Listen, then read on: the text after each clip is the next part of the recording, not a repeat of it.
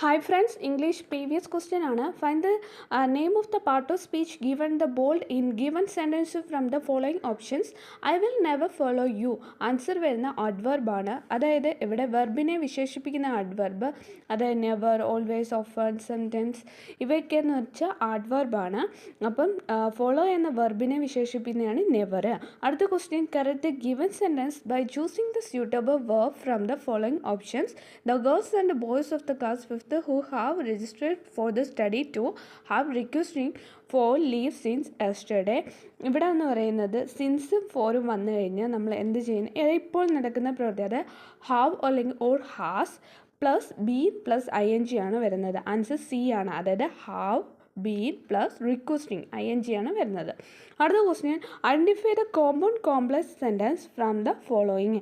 ഇവിടെ ആൻസർ വരുന്നത് ഡി ആണ്. ആൻസർ വരുന്നത് my friend who was in Dubai come yesterday and gave me some gift.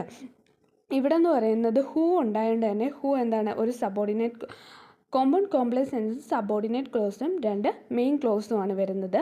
Who ഉണ്ടായതുകൊണ്ട് തന്നെ അത് സബോർഡിനേറ്റ് ക്ലോസ്, അതേപോലെ തന്നെ ആൻഡ് വന്ന് കണക്ട് ചെയ്യുന്നുണ്ട്. അതുകൊണ്ട് തന്നെ അത് കോമ്പൗണ്ട് സെൻറ്റൻസ് എന്ന്, കോമ്പൗണ്ട് കോംപ്ലക്സ് സെൻറ്റൻസ് എന്ന് പറയുന്നത് ഡി ആണ്. അടുത്ത question, choose the correct sentence from the following. Answer, if you had come I would have joined. ഇവിടെ വരുന്ന ആൻസർ എന്ന് പറയുന്നത് ഹാഡ് പ്ലസ് V3 വന്നു കഴിഞ്ഞാൽ നമ്മൾ യൂസ് ചെയ്യുന്നത് would plus have plus V3 ആണ്. അതായത് you had come I would have joined. അടുത്ത question, fill the blanks by using the correct preposition from the option. He fought his life the whole day.